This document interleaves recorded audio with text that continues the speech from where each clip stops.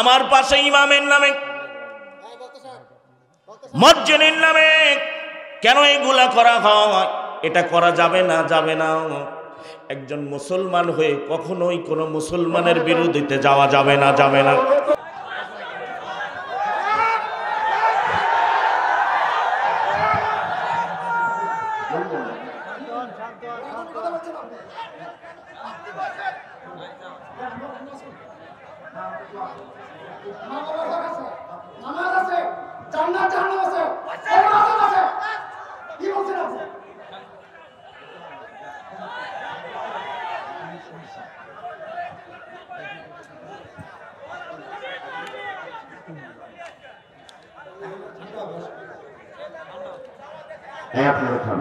সম্মানিত মুসলিমরা কেরাম, আপনাদেরকে আমরা আমন্ত্রণ করেছি, দয়া করে আপনাদের মান রয়েছে, আপনারা আমাদের ভাই, আমরা আপনাদের ভাই। আমরা চাই ভাইয়ের মর্যাদা রক্ষা হবে, কারো গায়ে হাত পড়বে না, কারো গায়ে ধুলাবো লাগবে না। সম্মান আল্লাহ জানেওয়ালা, আপনাদের ইজ্জতের জন্য দায়ী থাকবে ইনশাআল্লাহ। আমরা কেউ ঘাবড়ে যাবেন না, আমরা সন্তান, গ্রামের সন্তান, এইখানকার আমরা মানুষ। আপনাদের নিরাপত্তা কোরআন এবং হাদিস আমরা শোনার জন্য আমন্ত্রণ করেছি, দয়া করে ভালো থাকবেন। আমন্ত্রণ রয়েছে। আসসালামু আলাইকুম রহমতুল্লাহ। দাঁড়ানো ভাইদেরকে আবেদন করবো, আপনাদেরকে বসে যান। আমরা পায়ে হাত দিয়ে বলছি বসে যান। সম্মানিত মুসলিম কেরাম, পায়ে হাত দিয়ে বলছি বসে যান। আপনারা বসে যান, কোরআন হাদিস আলোচনা হবে, ওখানে আকর্ষণ আসবে, বক্তৃতা হবে, যা আপনারা ভাবছেন তা হবে না। আমার ভাইরা যারা দাঁড়িয়ে আছেন বসুন।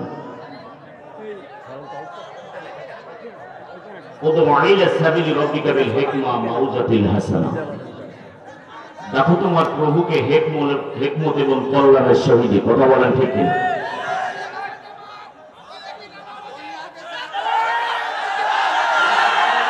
আপনারা বসুন না, আপনারা একত্রিত হচ্ছেন কেন? কি হয়েছে? বসুন, কিছু হয় নাই তো, বসুন বসেন। আপনারা উত্তেজিত হবেন না প্লিজ, আপনারা বসেন বসেন।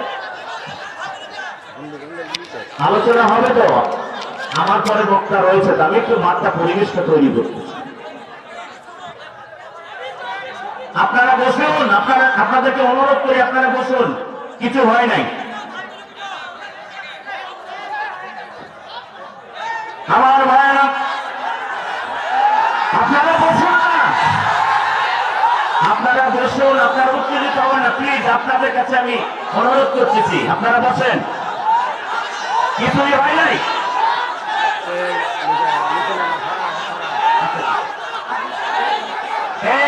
আপনারা কি শান্ত হবেন?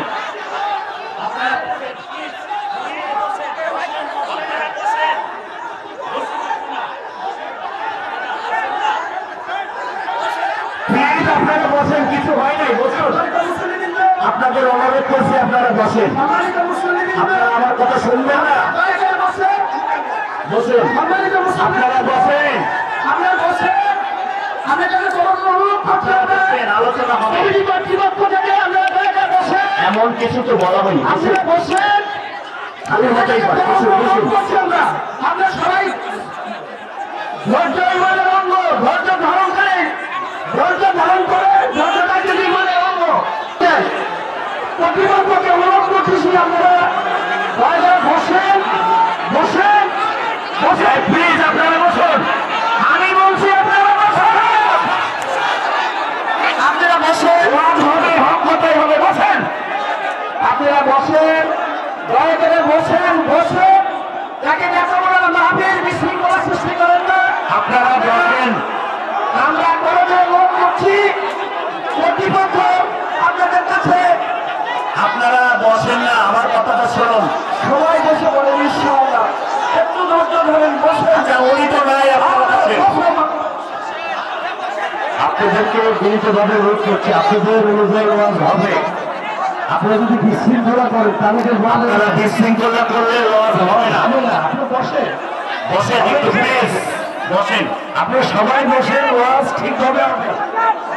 আপনারা যদি বিশৃঙ্খলা, এখানে ওয়াজের মঞ্চ, আপনারা যদি বিশৃঙ্খলা ঘটান তাহলে তো ওয়াজ হবে না। আপনারা ব্যক্তিগতভাবে কয়েকজনের অনুরোধ করে বলছি, আপনারা বসেন, ওয়াজ হবে ইনশাআল্লাহ। আপনারা কি বসবেন? প্লিজ, আমি ওয়াজ করবো তো, বসেন। উনি তো চলে গেছে, বসেন বসেন বসেন, ইনশাআল্লাহ হবে, আপনাদের কথা অনুযায়ী হবে ইনশাআল্লাহ। বসেন আমার ভাইয়েরা, আয়াতে কারিমার ভিতরে আল্লাহ পাক সুন্দর করে জানাই দিলেন, কুল ইন কুনতুম তুহিব্বুনাল্লাহ,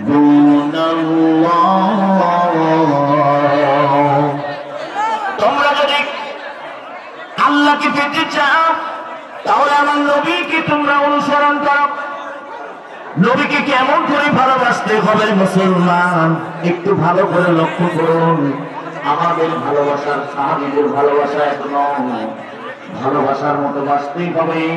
আমি যে হাদিসটি বর্ণনা করেছি, জান নয় জীবনের চাইতে আপনার যে জীবন, আপনার যে ধন সম্পদ বলে আছে, স্ত্রী সন্তান, এই সব কিছুর চাইতে আমার নবীকে আপনাকে ভালোবাসতে হবে।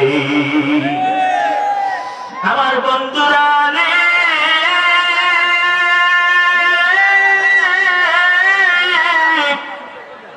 আল্লাহ নবী কেমনে সাহাবীরা ভালোবাসতো মুসলমান। আল্লাহ নবীজি মসজিদে নববীতে মন খারাপ করে বসে আছেন। এমন সময় হযরত সালমান ফারসি রাদিয়াল্লাহু তাআলা আনহু, আল্লাহ আপনি যদি বেয়াদবি না নেন নবীজি, আপনাকে আমি একটা পরামর্শ দিতে চাই নবী গো। যদি এই মদিনার চারপাশ দিয়ে 10 হাত চওড়া করে 40 গজ লম্বা করে এই মদিনার চারপাশে যদি খনন করা হয়, ওই কাফের বেঈমানগুলি যখন ঘোড়া তরবারি নিয়ে এই মদিনার অনুরোধ করবো, একটু একটু কথা বলবেন না। বাবা মার ক্ষেত্রে জান্নাত জান্নাত, কোরআন নামাজ আছে, দ্বিতীয় কথা বলবেন না, অনুরোধ করবো। কোন কথাকে বলবেন না। কোরআন শুধু একটা জন্য অবতীর্ণ হয় না, মাথাটা আপনার পর্যন্ত কোন বিধান রয়েছে। কোরআন মাথাটা পর্যন্ত রয়েছে, দ্বিতীয় কথা বলবেন না। সবাই আমরা ভেঙে দেবো ইনশাআল্লাহ, সবাই ভেঙে দিতে পারবেন না ইনশাআল্লাহ। আপনারা থামুন থামুন, সমস্যা না, না, আমি তো কিছু বলিনি।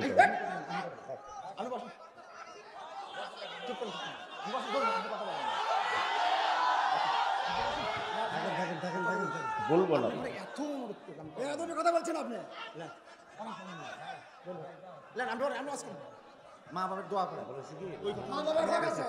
নামাজ আছে, জান্নাত জাহান্নাম আছে, কবর আযাব আছে, কি বলছেন আপনি? নামাজের সমস্যা আপনি ঠান্ডা হবে। আপনারা থামেন।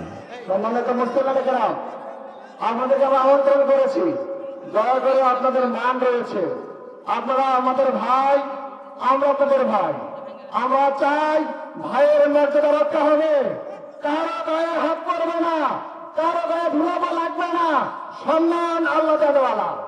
আপনাদের ইজ্জতের জন্য দায়ী থাকবে ইনশাআল্লাহ। আপনারা কেউ ঘাবড়ে যাবেন না, আমরা সন্তান, গ্রামের সন্তান, এইখানকার আমরা মানুষ।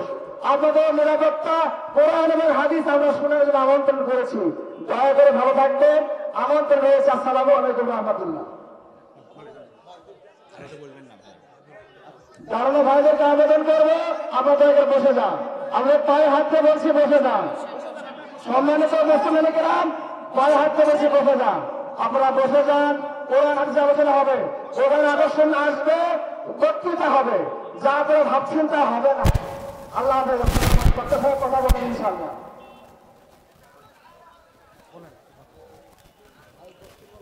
আমার ভাইয়েরা যারা দাঁড়িয়ে আছেন বসুন।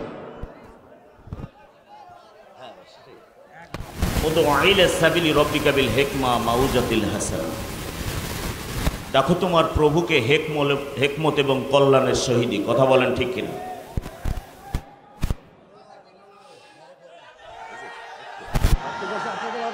আপনারা বসুন না, আপনারা এত উত্তেজিত হচ্ছেন কেন? কি হয়েছে? বসুন, কিছু হয় নাই তো, বসুন বসেন। এই আপনারা উত্তেজিত হবেন না প্লিজ, আপনারা বসেন বসেন। আলোচনা হবে তো, আমার পরে বক্তা রয়েছে, তো আমি একটু মাঠটা পরিবেশটা তৈরি করতেছি। আপনারা বসুন, আপনাদেরকে অনুরোধ করি আপনারা বসুন, কিছু হয় নাই। আমার ভাইয়েরা আপনারা বসুন না, আপনারা বসুন, আপনারা উত্তেজিত হবেন না প্লিজ, আপনাদের কাছে আমি অনুরোধ করতেছি, আপনারা বসেন, কিছুই হয় নাই। আচ্ছা এই আপনারা কি শান্ত হবেন? আপনারা বসেন প্লিজ, বসেন বসেন বসেন, আপনারা বসেন।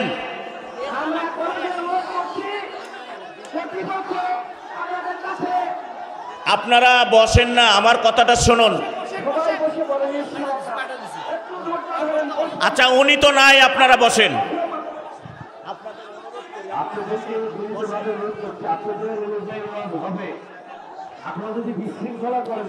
আপনারা বিশৃঙ্খলা করলে ওয়াজ হবে না। বসেন একটু প্লিজ, বসেন।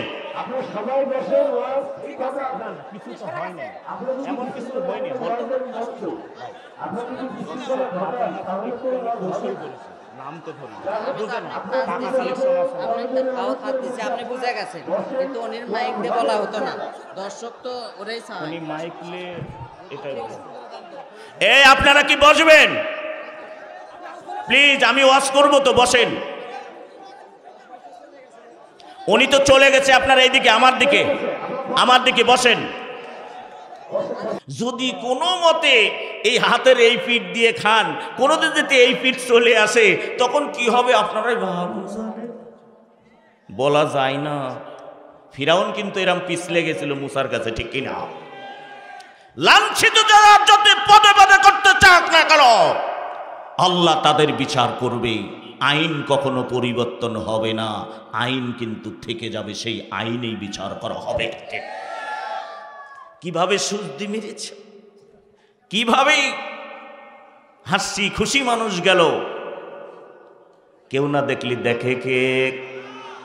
আল্লাহু সামিউম বাসীর, আমার আল্লাহ দেখেছে, এর জবাব আমার আল্লাহ একদিন দিবে, হাসর আছে, ঠিক কিনা? এই জন্য আমার ভাইয়ারা, শুধু কোরআনের বিরোধিতা নয়, নবীকে যারা ভালোবাসে না, নবীর ওয়ারিস যারা হলো আলেমরা, যারা ভালোবাসে না, তাদের বিষয়ে আল্লাহ সুন্দর করে বললেন, এই পৃথিবীতে যারা কোরআনের বিরোধিতা করবে, আলেমদের হত্যা করবে, নবীদের হত্যা করবে, আল্লাহর কোরআনের বিরুদ্ধে লাগবে, তাদের আল্লাহ একটা ডিগ্রি দিয়েছেন সুন্দর করে। উতুল্লিন বাদা যালিকা জানিম।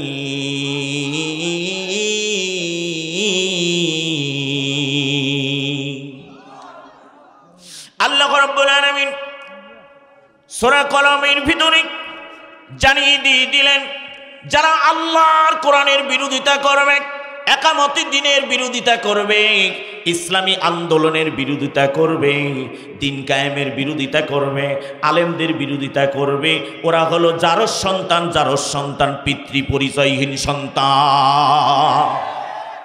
এই কথা কি আমার? সূরা কলমের তাফসীর পড়ে দেখো।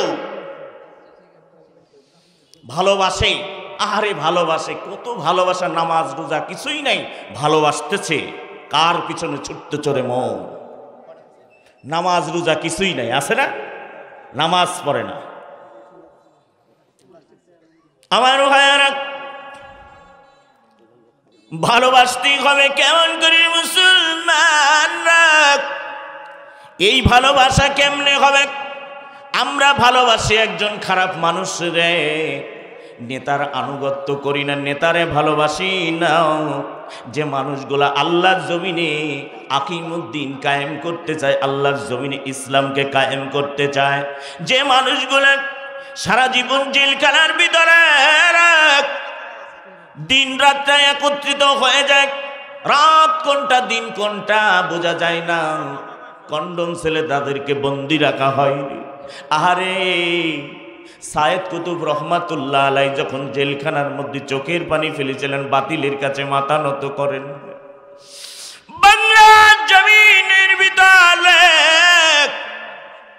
জালেম রাজকে চোখের পানিতে বুক ভিজে যায়, বিনা দোষী যে মানুষগুলির আজকে বন্দি করা হয়েছে, যে মানুষগুলিকে রাতের অন্ধকারে গুম করে দেওয়া হয়, আমার আল্লাহ কি দেখে না? দেখে না। মানুষের চোখের পানি পড়েছে একটা মানুষ যখন পৃথিবীর জমিন থেকে বিদায় নিয়েছে। আল্লাহর কসম করে বলি মুসলমান, যখন আমি শুনলাম আমি 3 দিন বেহুশের মতো হয়ে গেলাম। আমার যদি অবস্থা হয় রে, আমি গত 31 তারিখে প্রোগ্রাম করলাম আসামের গুয়াহাটিতে। ওখানে সিএম এর পিএস ছিল, মুখ্যমন্ত্রীর পিএস ছিল। উনি আমাকে জিজ্ঞেস করলেন, হুজুর আপনাদের দেশের একজন আলেম মারা গেল, কিন্তু লক্ষ লক্ষ মানুষ আমাদের এই আসামের জমিনে গায়েবানা জানাজা করেছে, আমরা কিন্তু বাধা দিইনি। মুসলমান যদি ওই হিন্দু রাজ্যের ভিতরে যদি মুসলমানেরা জানাজা করতে পারে না, আর আমাদের কিছু জারজ সন্তানগুলি আমাদের জমিনে ইসলাম বিরোধী শক্তিগুলো জানাজার নামাজ তো দূরের কথা, ইমাম মসজিদের নামে তারা মামলা দিয়েছে।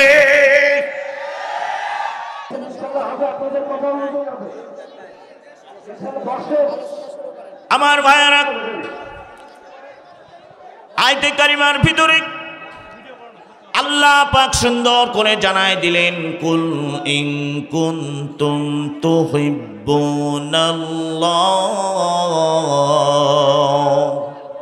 তোমরা যদি আল্লাহকে পেতে চাও তাহলে আমার নবীকে তোমরা অনুসরণ করো। নবীকে কেমন করে ভালোবাসতে হবে রে মুসলমান, একটু ভালো করে লক্ষ্য করুন। আমাদের ভালোবাসার সাহাবীদের ভালোবাসা এক নয়, ভালোবাসার মতো বাঁচতেই হবে।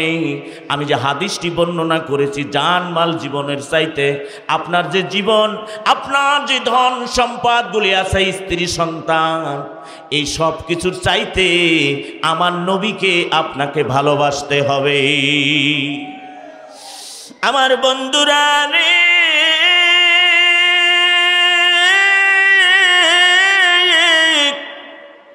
আল্লাহর নবীর কেমনে সাহাবীরা ভালোবাসত রে মুসলমান।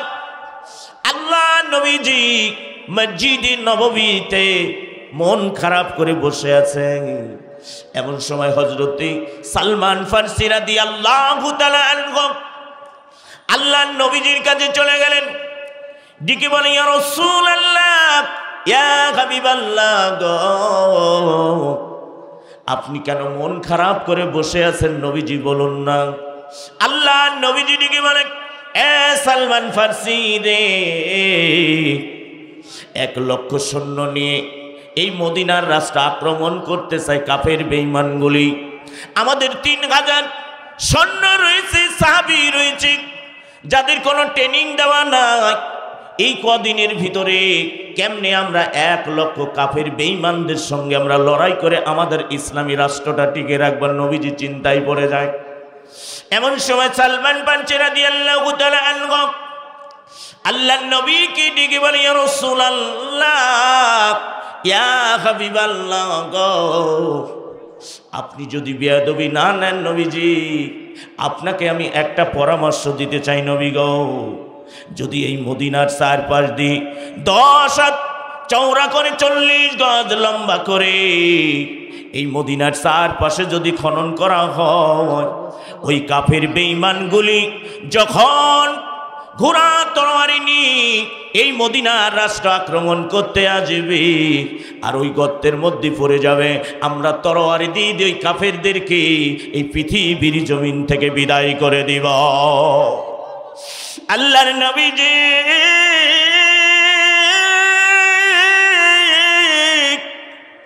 জিকে বলে, সাহাবীরা জলদি করে যাও না, যাও না, তোমরা ময়দানে কাজ শুরু করে দাও। আল্লাহ নবীজি নেতা কারে বলে রে মুসলমান, এমন নেতা হতে হবে, চোর নেতা হলে হবে না, চুরি করা নেতা হলে হবে না। আল্লাহ নবীজি মাটি কেটে কেটে সাহাবীদের মাথায় যখন ঝুড়িটা তুলে দেয়, আমার নবীজি এমন অবস্থায় ছিলেন যে তাফসিরের মধ্যে বর্ণনা পড়তে গিয়ে আমি নিজেই চোখের পানিগুলো জমিনের মধ্যে পড়ে যায়। আর নেতা কারে বলে না, ইসলামী আন্দোলনের নেতা এমনই হতে হয় রে, আকিমুদ্দিন ওয়াল ইসলাম আদ দুনিয়া, আল্লাহর জমিনে দিন কায়েম করার জন্য। নেতা যদি ক্ষুধার্ত অবস্থায় থাকতে পারে, আমাদের নেতা বাড়ি গাড়ি এসি টাকা পয়সা ধন সম্পদের অভাব হয় না, অভাব হয় না। আল্লাহর নবী সাহাবীর মাথায় যখন ঝুড়ির বোঝাটা তুলে দেয়, দূর থেকে হযরত জাবের আল্লাহর নবীকে লক্ষ্য করে দেখতে পেলেন। আমার এতিম নবীজির পেটের মধ্যে নেকড়া দিয়ে তিনটা কি যেন বান্দা দেখা যায়। হযরত জাবের গুটি গুটি পায় আমার নবীজির সামনে চলে গেলেন। হযরত জাবের আল্লাহর নবীকে ডেকে বলেন, ইয়া রাসূলুল্লাহ, ইয়া হাবিবাল্লাহ গো, আপনাকে আমি একটা কথা বলতে চাই নবীজি, আপনি কি আমার কথাটা গ্রহণ করবেন নাকি? আল্লাহর নবীজি ডেকে বলেন, এ যাবেন রে, তুমি কি বলতে চাও রে জাবের? হযরত জাবের ডেকে কয়, ইয়া রাসূলুল্লাহ, ইয়া হাবিবাল্লাহ গো, আমি জাবের দূর থেকে দেখতে পেলাম আমার এতিম নবীজির পেটের মধ্যে নেকড়া দিয়ে তিনটা কি যেন বান্দা দেখা যায়। আল্লাহর নবীজি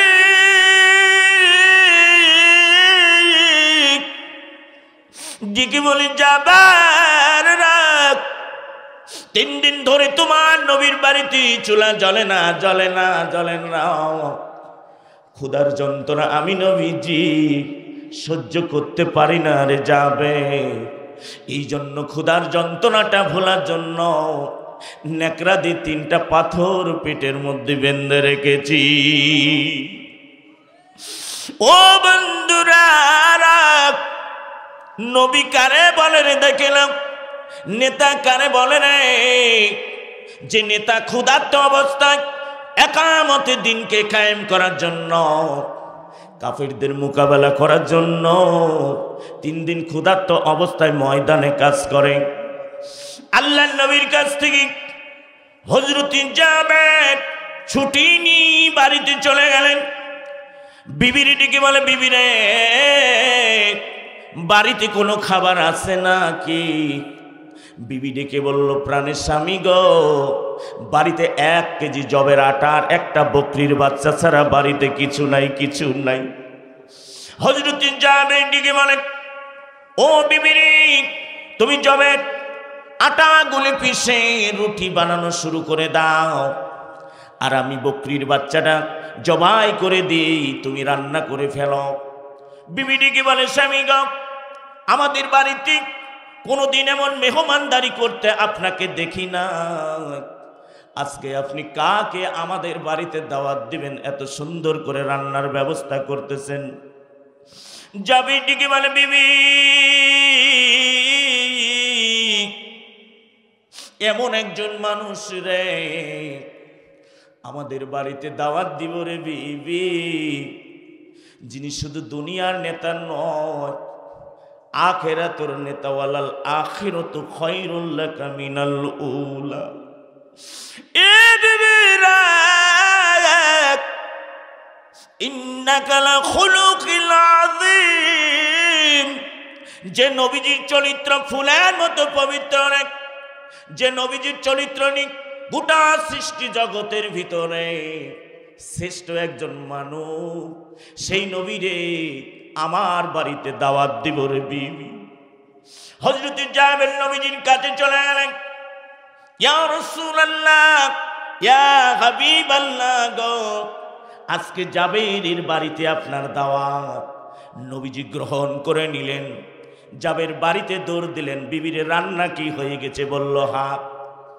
আল্লাহর নবীকে আসতে বললেন, দেখেন নেতা, দেখেন আর নবীকে কেমনে পাবেন, নবীর ওয়ারিসদেরকে কেমনে ভালোবাসতে হয় একটু ভালো করে শিক্ষা নিয়ে নিন। এখানে একটি শিক্ষণীয় বিষয় হলো, আমার নবীজি কাজগুলা বন্ধ করে দিলেন। কাজ বন্ধ করে দি নবীজি এক পা সামনে যায়, আর এক পা পিছনে চলে আসে। আমার এতিম নবীজি, আল্লাহর নবীজি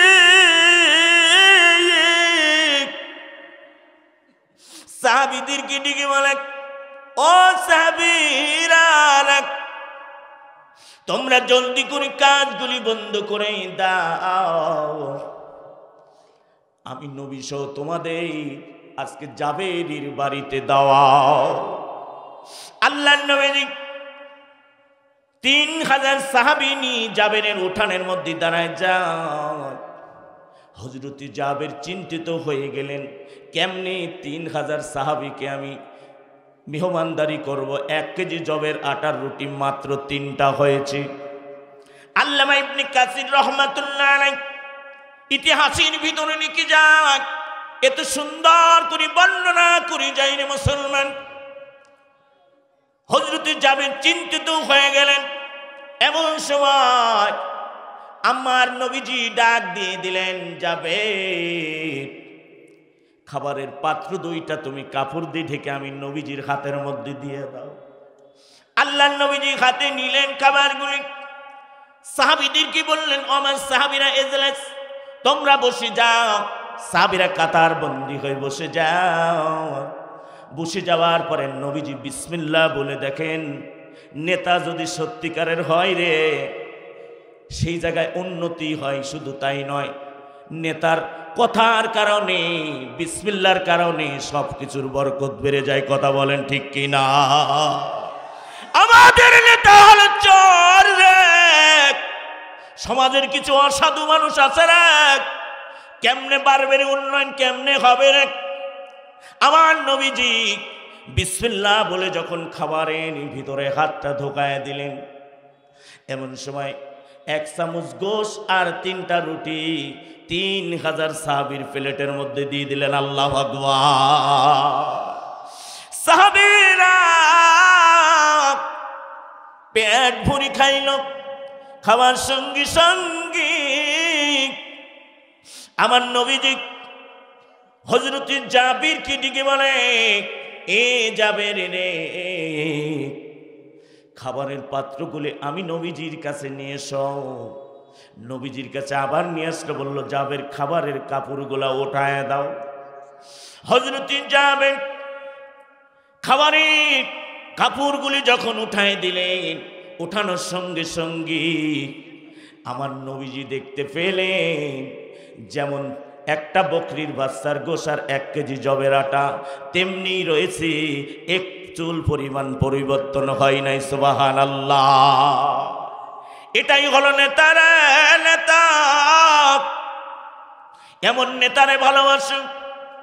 আল্লাহ নবীজি ডেকে বলেন, যাবে অবশিষ্ট খাবারগুলি তোমরা মদিনার ঘরে ঘরে বিল করে দাও। না জানি আমাদের মতো এই মদিনার আশপাশের মানুষগুলো ক্ষুধার্ত রয়েছে, আর আমাদের ক্ষুধার্ত দূরের কথা, যাই কিনতে যাবেন তার দামই বেশি। এই বেশি না কম? কথা কয় না। এগুলো কারা বাড়াচ্ছে? সরকার মনিটর করেছে, কিন্তু তারপর কিছু অসাধু ব্যবসায়ীর কারণে দেশ ধ্বংসের পথে যাচ্ছে। কথা বলে ঠিক কিনা? কিছু চোর বাটপার রয়েছে সমাজে, এদেরকে দমন করবে অবশ্যই প্রশাসন। কথা বলেন ঠিক কিনা?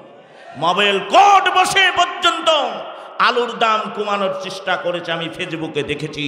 কিন্তু তারপরও কিছু অসাধু গোপনে রেখে দিচ্ছেন গোডাউনে, মাল বের করে বেশি দামে বিক্রি করতেছে। এই চোরগুলাকে ধরতে হবে আর শায়েস্তা করতে হবে। কথা বলুন ঠিক।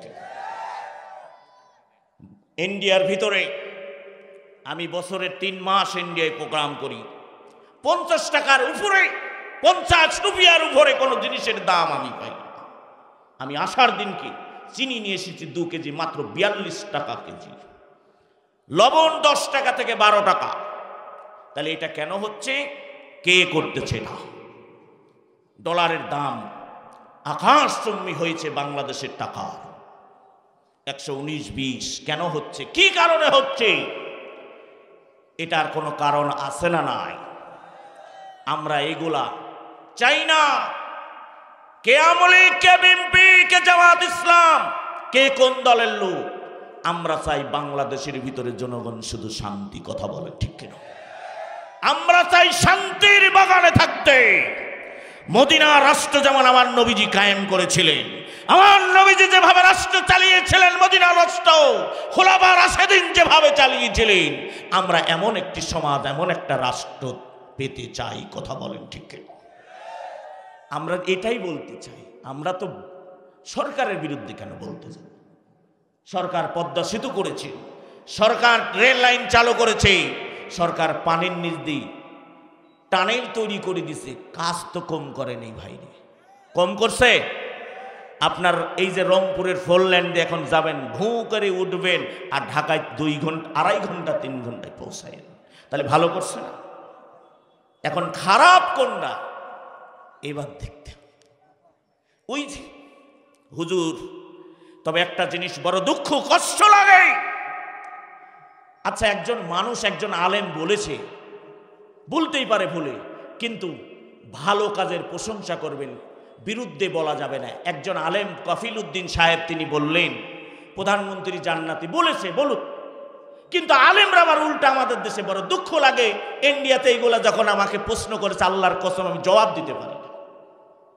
আমি যখন কুচবিহারে গেছি, নেগেটিভটা আমরা যদি বেশি ধরি, নেগেটিভটা যদি বেশি উপস্থাপন করি, ভালোগুলা সমাজ থেকে নিঃশেষ হয়ে যাবে। একটা যুবক ওয়াজ শুনে দাঁড়িয়ে রেখেছে, এখন যুবকরা রাখা শুরু করছে। মাশাআল্লাহ, আলহামদুলিল্লাহ। যুবকদের আমাদের সামনের দিকে আগানোর জন্য আমাদেরকে আরো উৎফুল্ল করতে হবে। নারীরা আগে যেভাবে পর্দা করেন, এখন নয়, কিছু কিছু নারীরা পর্দা করা শুরু করছে, ভালো তো। কিন্তু খারাপ নেগেটিভ আমাদের কাজই হলো মঞ্চটির নেগেটিভ বেশি বলা। নেগেটিভটা কম বলতে হবে, ভালোটা বেশি বললে ওই মানুষটা ভালোর দিকে আহ্বান করবে, চলে আসবে। কথা বলেন ঠিক কিনা?